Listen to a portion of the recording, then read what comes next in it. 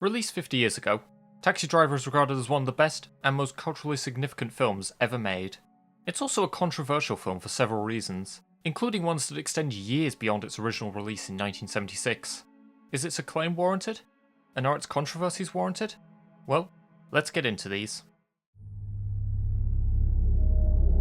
When the film came out, there was concern over then 12-year-old Jodie Foster's role as a child sex worker, as well as her presence during the violent climax.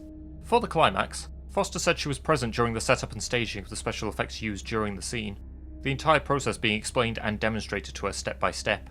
Foster said she was fascinated by the behind-the-scenes preparation that went into the scene. Before being given the part, Foster was subjected to psychological training, attending sessions with a UCLA psychiatrist to ensure she wouldn't be scarred by her role. This was in accordance with California Labor Board requirements monitoring children's well-being on film sets. Years after the film came out, Foster confessed how uncomfortable the treatment of her character was on set. As director Martin Scorsese didn't know how to approach different scenes with Foster, he relied on leading actor Robert De Niro to deliver his directions to her. Foster said that De Niro became a mentor to her, and that her acting career was massively influenced by his advice during filming. In 1981, a man named John Hinckley Jr. was arrested for his attempted assassination of then US President Ronald Reagan, for which he was found not guilty by reason of insanity. Hinckley and his lawyer claimed that Taxi Driver influenced his decision. Hinckley was obsessed with the film, and with Foster, and following many failed attempts to get her attention, he decided to assassinate Reagan, believing the infamy would make him appeal to her.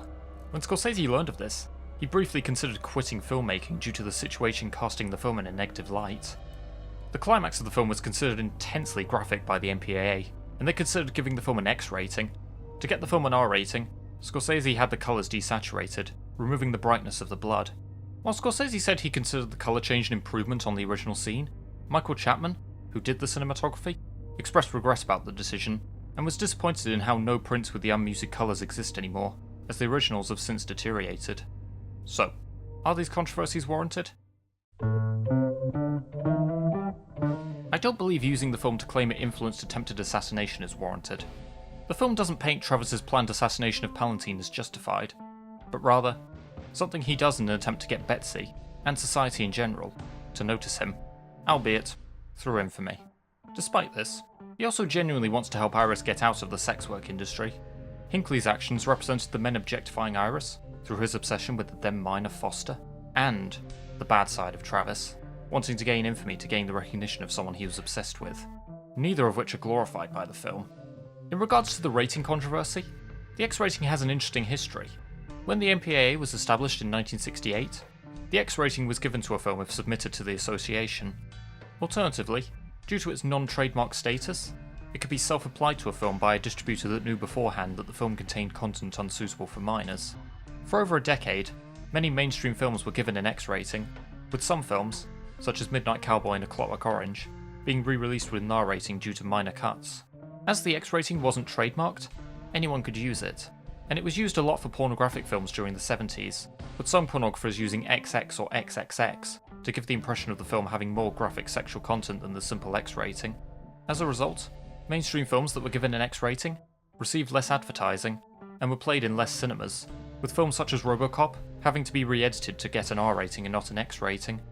This led to the MPAA finally establishing the trademarked NC-17 rating, a rating that had the same rules as the X rating, but could only be applied by the MPAA themselves.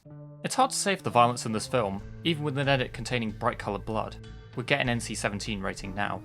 There have been films in the 21st century that have been rated NC-17 for violence, or had to edit violence to avoid the rating. When Kill Bill Volume 1 was submitted to the MPAA, Quentin Tarantino had to partially re-edit the House of Blue Leaves fight scene in black and white to avoid an NC-17 rating. Since this film came out, however, we have had various scenes of violence that are probably just as violent, if not more so than the climax of Taxi Driver, and similarly, played seriously and not for laughs. A notable example is the 2017 film Logan, where the excessive violence gets more graphic as it goes on, and is always taken seriously. Another example is 2019's Joker, a film that has been frequently compared to Taxi Driver, which features a rather graphic scene, which I won't show you to avoid spoilers as well as violence, in which a character is stabbed in the eye and neck, and has his head bashed against a wall. Both these films are rated R by the MPAA. Here in the UK, although the film is rated 18, this is for very strong sex references and child prostitution theme, whereas the violence is considered to be appropriate for a 15, although this is the desaturated violence. And yeah, Considering the depiction of a sexualized minor, albeit not in a way that the film actively glorifies, I think it should remain an 18. The controversy regarding the casting of Foster is certainly understandable, and the casting is not something that would fly today. Nor should it. You would definitely have to make changes to remake this film today, but I'm not going to say what those changes are, because I don't want to give Hollywood the answer to how to remake this. So, with some warranted, and some unwarranted controversies, what do I think of the film as a whole? Taxi Driver is a phenomenal film. Something that really stands out to me is how amazing the shots of Travis at night look. They utilise contrast incredibly well, and you can always see what's happening on screen. Being able to see what's happening should be common sense, but a lot of films nowadays don't seem to have that. I like the way the film shows close-ups on Travis as he drives around New York City, further emphasising the film being from his perspective, right down to the final shot where he notices something glaring in his rearview mirror, indicating that his mental state will deteriorate all over again. As mentioned before, the final shootout scene was desaturated to get an R rating, and while I do feel sorry for Michael Chapman, I think the desaturated colours add to the graininess and gritty atmosphere. Jodie Foster's performance was critically acclaimed, earning her an Oscar nomination for Best Supporting Actress, a rare accomplishment for child actors, but definitely a warranted one.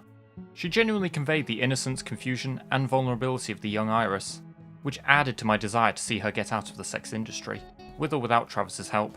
She also successfully conveys what is almost definitely trauma after Travis kills her abusers right in front of her. And then there's Robert De Niro, and honestly, what a performance. He genuinely convinced me that Travis is deprived of sleep and spiralling into insanity. He even prepared for the role by getting a taxi driver license and collecting fares late at night. And Travis Bickle is an intriguing protagonist.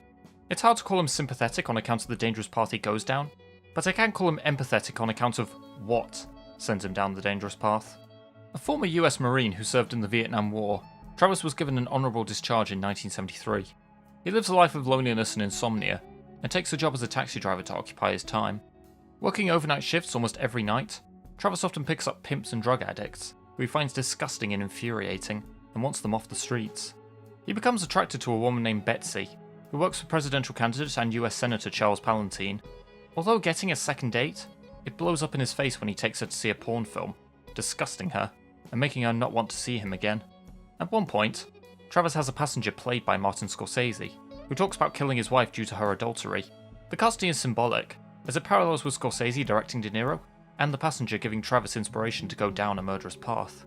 Wanting to be recognised by Betsy, Travis begins planning to assassinate Palantine, and buys several guns, does insane physical training, and practices an intimidating presence in the mirror to use on people who challenge him, leading to this famous improv line from De Niro. You talking to me? He also learns of Iris Steensma, who was a child being sexually exploited by her pimp and clients, and tries to convince her to leave. Eventually, Travis attends a rally with the intention of killing Palantine, but is noticed by Secret Service agents and flees.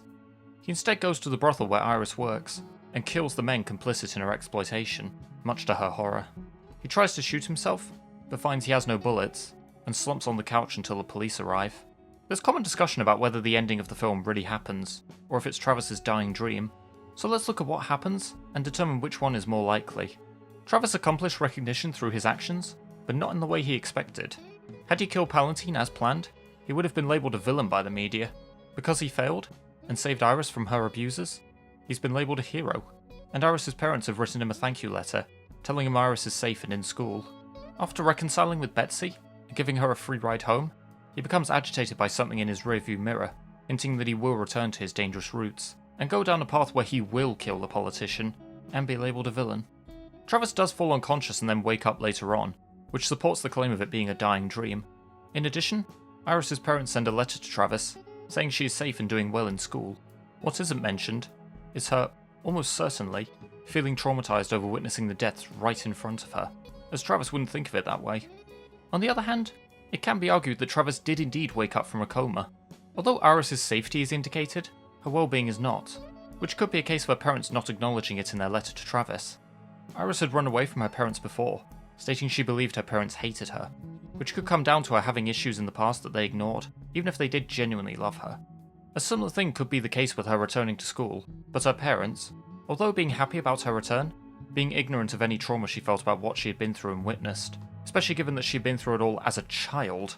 This can also refer to the ignorance of society, where they praise Travis for saving Iris, but gloss over the way he did it, and also remain unaware of his initial plan to kill Palantine.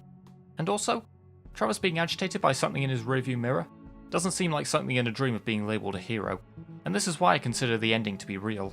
So, with all this said, is the film worth watching? Absolutely. While some of its controversy is warranted, Taxi Driver is a great film as a whole. Should it have won Best Picture over Rocky? I'll answer that question next year.